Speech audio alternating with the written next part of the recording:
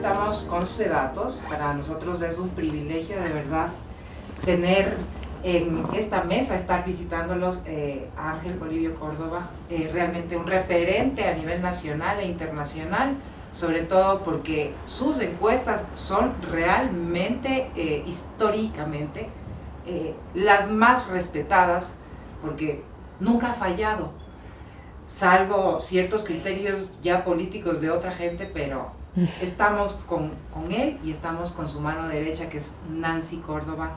Gracias por acompañarnos. No es posible que faltando pocos días para ir a las urnas, la gente no sepa por quién votar. Tiene una indecisión tan grande que no sabe cómo ayudar a su pueblo, a su ciudad, con un voto que sea un voto correcto, como debe ser. Y sobre todo... ¿Es la primera vez que pasa esto en Ecuador? No, sí ha pasado, pero ahora vamos a decir con una forma mucho más preocupante, porque ya hay más análisis de parte de la población. Antes es porque no conocía, en cambio ahora sí conocen los problemas que deben ser resueltos y que los candidatos demuestran que no los conocen. ¿Y cuáles son los que menos están decididos ya para votar? Son los jóvenes.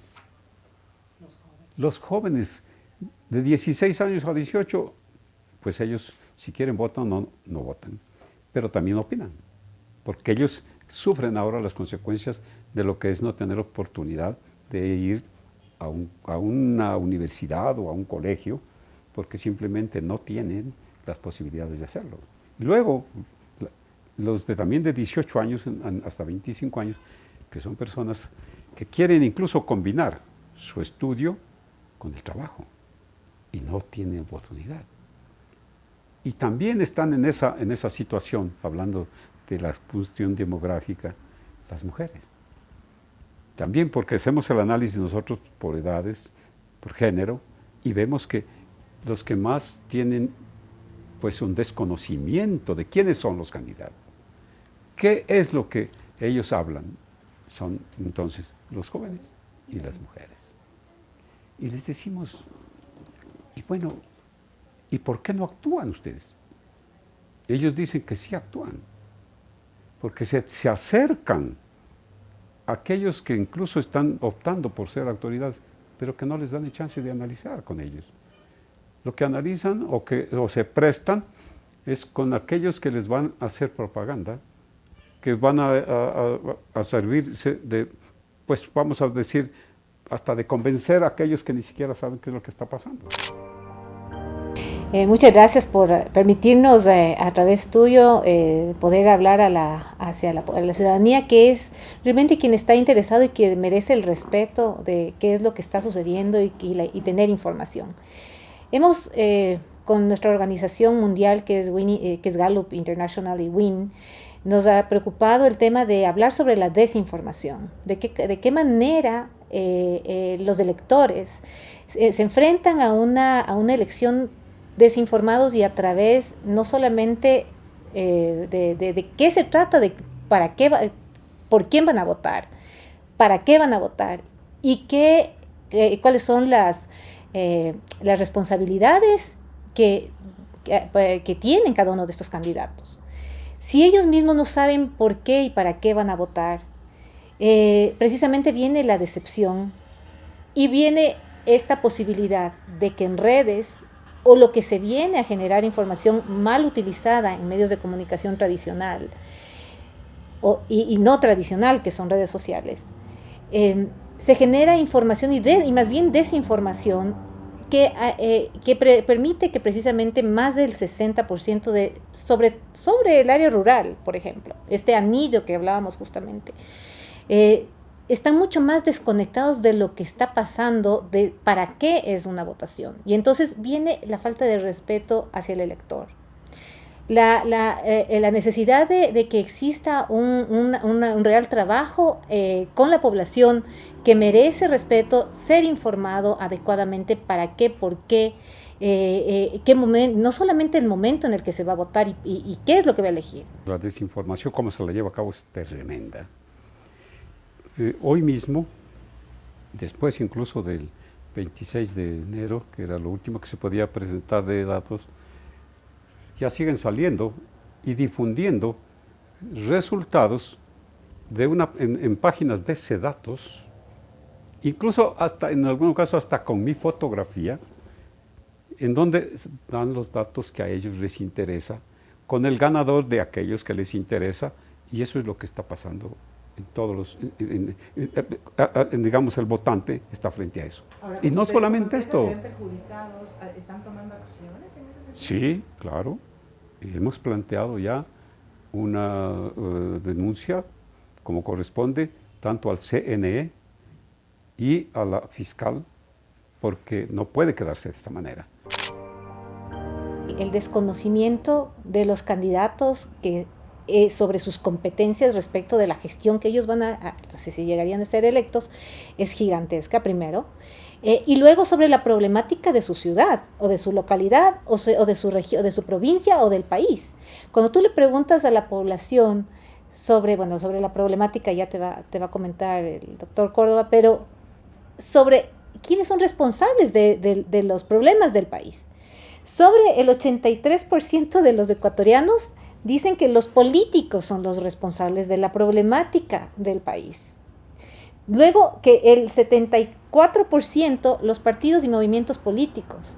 O sea, la población se enfrenta a un proceso electoral con un desencanto, una desconfianza absoluta respecto de quienes están por detrás, de quienes están auspiciando estos candidatos, que desconocen de la realidad, que desconocen, de cuando les preguntamos en estos estudios cualitativos que nosotros desarrollamos permanentemente para saber el porqué de estas cifras, muchos de la población te dice, es que yo no conozco el plan de trabajo aún, no puedo tomar una decisión porque desconozco el plan de trabajo, no le he visto pasar por mi barrio, espero escuchar su estrategia para resolver el problema del mercado tal, del tema de la cárcel en el centro de la ciudad, respecto de la movilidad, respecto de la delincuencia. ¿Qué es lo que realmente van a hacer? Y luego vienen justamente estas propuestas que vienen desde el aire y la gente entonces su desconfianza sigue agigantándose y esa indecisión, enfrentarse a la urna. Mira lo que es que la mayoría de los electores en algunos indicadores de años anteriores, cuando le preguntábamos post elección, le preguntábamos, cuando usted ya se acercó a la urna, ¿sabía por quién votar? 68% dijo que no tenía idea por quién realmente, que se decidió en ese momento. Entonces, lo que le llegó en el último momento, y por eso la guerra de la desinformación comienza desde este momento. Y los ataques, y la gente se siente maltratada, porque esta información distorsiona absolutamente y la gente comienza a no querer. Y por eso la falta de participación política de los jóvenes. Entonces hay que hacer un recambio gigantesco. No solo el país tiene que entrar en una real planificación, sino también en que la sociedad retorne a que haya un interés en la participación política, es una formación. Y eso no existe tampoco desde los movimientos y partidos políticos que tienen por obligación tener ellos reciben un recurso financiero para preparar y formar a la población, a sus grupos, y no existe eso. Entonces, realmente hay que hacer un recambio muy, muy fuerte para generar una población que esté una sociedad realmente alineada a una ideología, a lo que es la responsabilidad de tomar una decisión, que es quién nos va a dirigir de aquí hacia los 4 años siguientes. A la gente se le pregunta, ¿y usted realmente está pero contento de ir a las urnas? ¿Se siente entusiasmado de ir a las urnas, de defender a su población, de defender a su gente? Dice, no. ¿Por qué? Porque simplemente yo voy por obligación. Porque necesito la cédula. Porque si no necesitase cédula, simplemente no iría. ¿Y qué pasa? Yo no estoy dando en este caso, en este rato, un porcentaje en favor de tal o cual candidato, sino es un porcentaje que lo estoy repitiendo desde hace muchos años. Ahora se ratifica. 58% de la población electoral dice que no iría a votar si el voto no fuese obligatorio. O sea, porque es obligatorio, van. De otra manera, no irían. Ahora, ¿qué pasa? ¿Pero por qué? Y aquí voy a entrar en un tema que vale la pena mencionar, que es la verdadera problemática que sufre el país, que sufren las ciudades grandes, medianas, pequeñas. La población de diferentes sectores no es tratada porque no es conocida. Es un irrespeto. Claro, por los candidatos y también por los partidos. Y también por quienes auspician. Hay interés real que solamente buscan hacerlo efectivo cuando lleguen a ser ya autoridades. Quito Cómo Vamos es una iniciativa de saber las condiciones de calidad de vida de los quiteños. Esto se maneja en Medellín, en Bogotá, en varias ciudades del mundo. Hice datos con Tandem y con FCD. Hacemos esta medición anual. Es una encuesta súper grande por administración zonal, desagregada por administración zonal, y tú puedes ver, una de las cosas que más han resaltado es la temeridad que tienen las mujeres en sitios públicos, en parques, en el transporte público. O sea, la gente tiene temor porque en la calle no está suficientemente iluminada. Ahora la ciudad está abandonada. Hay temor en general. La gente dice en un 67% que tiene temor hasta en su propia casa de ser asaltado. Entonces, este tipo de cosas, de generar un tema de resolver el tema comunitario para exigir a las autoridades y para exigir también, a pesar, como tú decías, si bien no es una competencia de la alcaldía, pero sí una exigencia hacia un trabajo con el gobierno nacional. Es necesario que la comunidad se vaya poniendo. Por eso, también la misma iniciativa Quito Cómo Vamos habla de este candidato. No votes por un candidato que desconoce de la realidad de la ciudad. Y eso es lo que hablábamos justamente. Aquel candidato que no te plantea un tema de un plan de trabajo relacionado a la problemática, que resuelva la problemática con una estrategia clara y realmente palpable, y con un financiamiento, porque otra cosa es si es su competencia y si puede financiarlo o no. Entonces, y que no deje a la ciudad en un vilo porque le toca enfrentar un tema económico, un recurso económico que no lo va a tener. Entonces, no votes por ese candidato. Bueno, lo que pasa en el Ecuador es algo que se podía decir, de alguna manera esperado, por la falta de organización en diferentes áreas. Primero, pues, en lo que significa una gestión que tiene que hacer a nivel nacional, a nivel municipal, debidamente planificada. Por eso es que cuando se pregunta a la población el nivel de aprobación que tiene la autoridad, es de esperarse que tenga pues un 45, 50, 60% de aprobación. Pero ¿qué pasa? Tienen un nivel de aprobación promedio, digamos, no superior al 20%. Así es. Ni el presidente. Sí, el presidente pues llegó a tener cuando inició más de 70%, después incluso bajó a 20%, se ha recuperado en alguna forma hasta el 29%, pero hay otro ente, la Asamblea Nacional. Claro que los congresos no siempre son bien calificados, pero aquí en el Ecuador, cuando comienza el nuevo congreso, aquí la nueva asamblea, llegan a tener 40% de aprobación. Ahora tiene entre 5 y 7% de aprobación. Y el otro punto, que todavía es más realmente preocupante, es la falta de credibilidad de la población en las autoridades a todo nivel. Que tenga la Asamblea Nacional una credibilidad del 4 y 5%.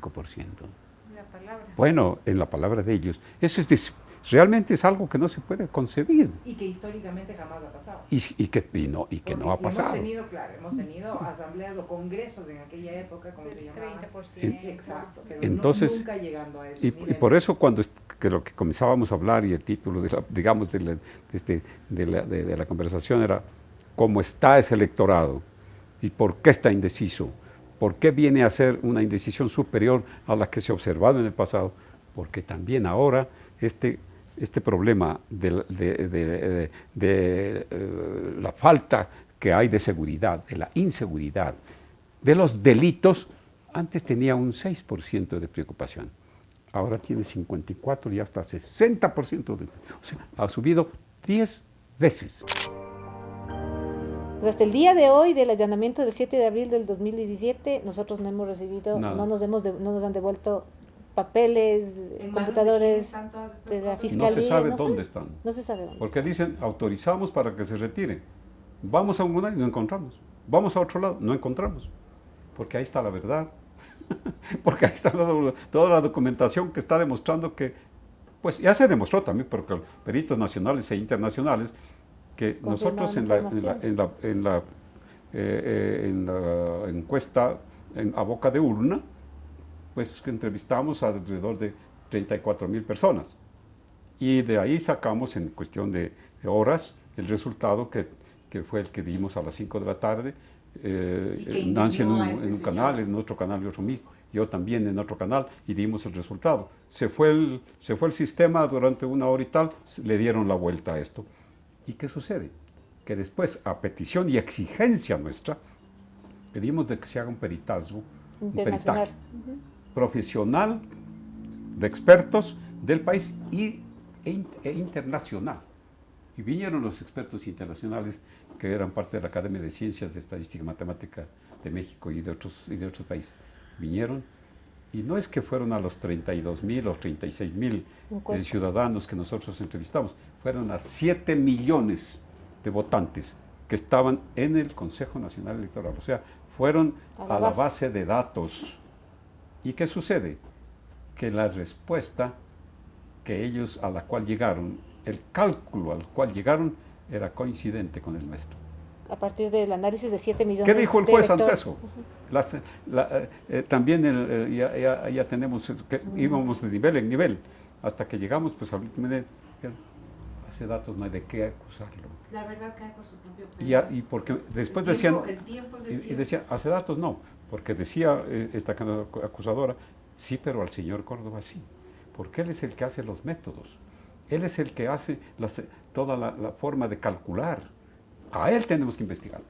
Entonces, llegaron y todos los señores que hicieron el estudio, claro, veían que eran metodologías que se acercaban totalmente a la ciencia matemática, probabilística y estadística. Y que se hacen en otros países y que son validadas en otros países. Y que Y las he que utilizado entiendo. en varios países. Se ha convertido en un negocio la política ecuatoriana y ese es el problema principal.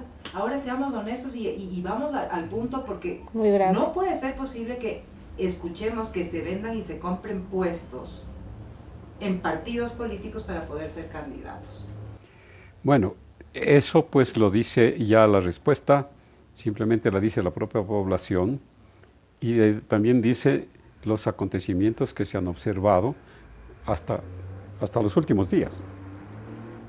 ¿Cómo va a ser posible que, muy bien, que en un país pequeño se tenga pues más de 60, 70, Son 62,700 62,000 candidatos? ¿Cuántos movimientos hay? Por eso es que esta consulta popular, este referéndum, justamente está pidiendo a la población que opine si deben o no pues exigirse a los partidos, a los movimientos, de que tengan una demostración de su calidad, hasta qué punto tienen el apoyo de la población para poder ser tales. Porque ahora no es que se hace por patriotismo, no es que se hace por civismo, no se hace por servicio a la comunidad y al pueblo, sino se hace por el negocio. ¿Qué es lo que ha sucedido?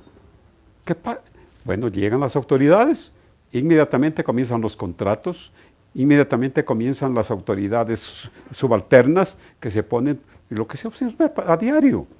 negocios. O búsqueda Negocios. de inmunidad, porque también vemos candidatos con grillete. Eso, iba a decir eso, que se llegue al colmo, de que justamente pues personas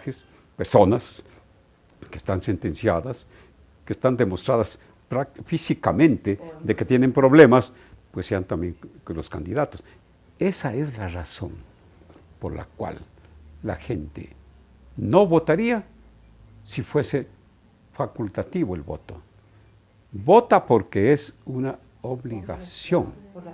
Por la papeleta y van no con el entusiasmo que debería ir, sino van porque tienen que cumplir con esta obligación. Si es que estamos hablando de sicariato con políticos, el Ecuador no es el Ecuador que teníamos hace 15 años. Ni hace 7, ni hace 10. Ni hace 7, ni hace 10. O sea, precisamente cuando tú les pides a las personas que evalúen quiénes son, o sea, quiénes están ahí, cuál es la amenaza más grande que percibe la población. En años anteriores hablaban de la corrupción. O sea, la gente ponía en primer lugar que la amenaza más grande está en la corrupción. Pero hoy en día, la amenaza más grande está planteada sobre el 87% en el narcotráfico. El 87% nacional dice que la amenaza más grande que tiene el país para resolver sus problemas de la situación es el narcotráfico. Antiguamente la gente no tenía esa o sea, ¿qué pasó?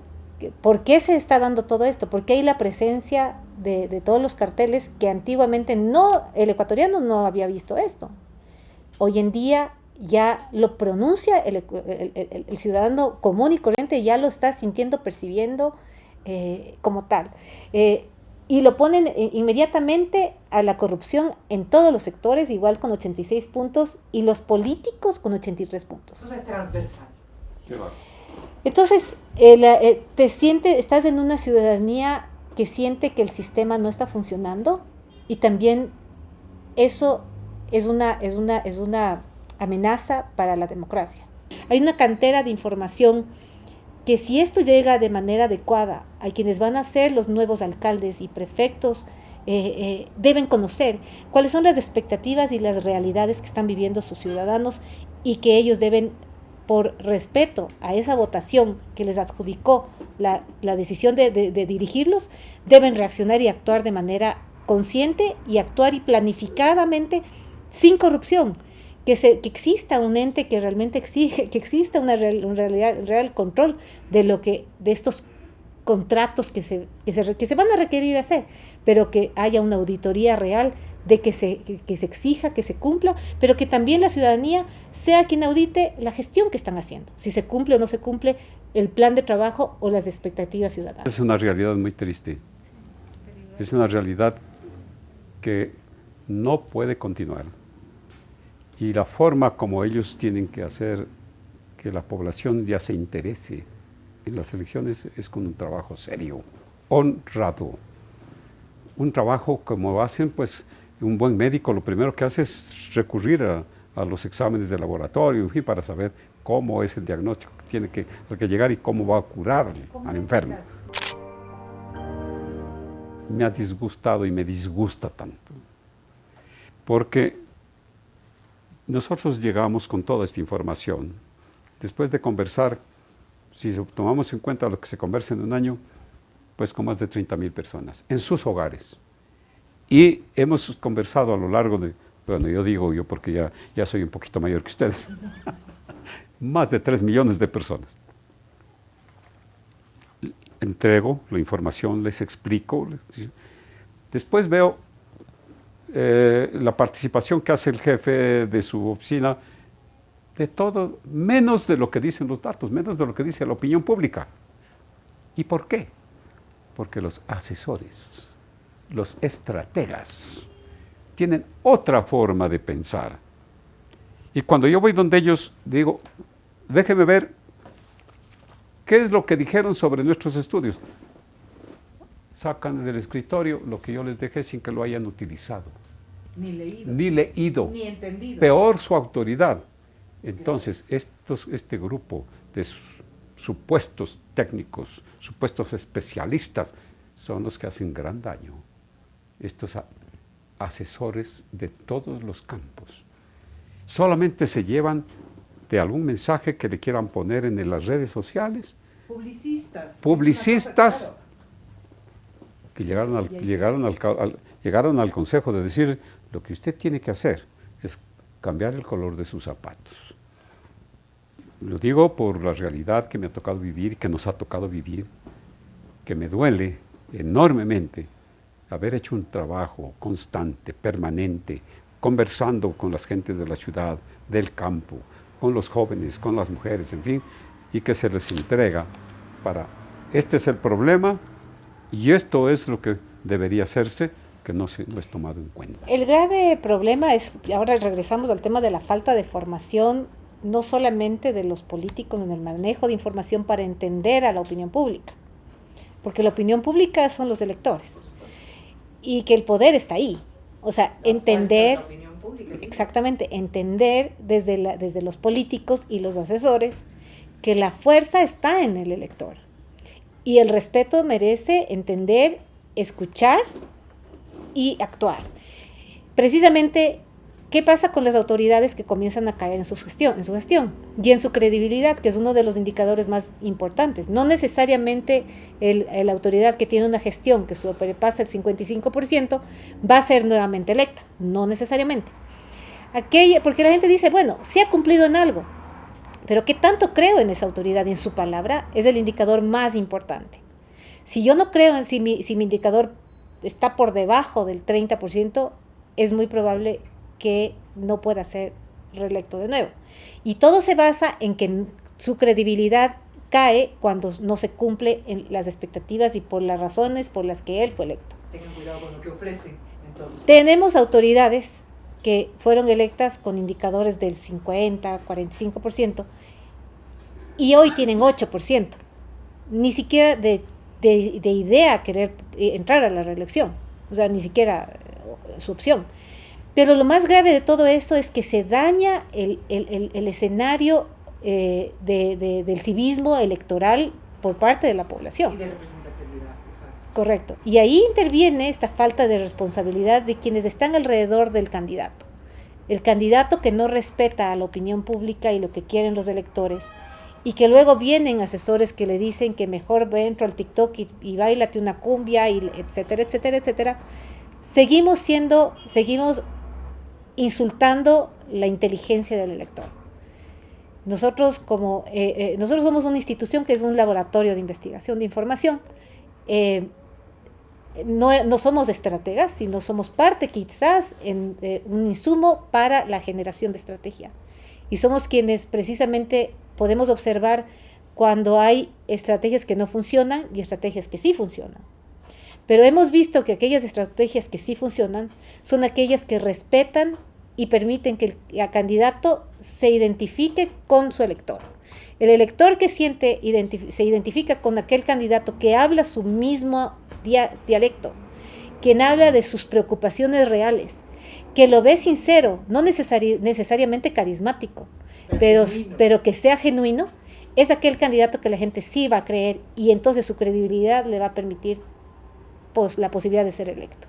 Por eso nosotros hacemos el potencial político, que se basa no solamente en el conocimiento, sino en el agrado y su propia intención, en un escenario que estamos hablando de la identidad, qué tanto se identifica con esta persona, qué tanto se identifica con el movimiento partido político, qué tanto conoce de ellos en cuanto a la situación real de esta persona en su localidad. Entonces, es un ejercicio que yo creo que también las redes sociales han ayudado a descontextualizar absolutamente todo lo que pasa en esta elección. Es una elección, en lo que hablábamos en un inicio, de un desconocimiento general, porque las redes sociales han ayudado a desinformar. Agradecerles por esta oportunidad.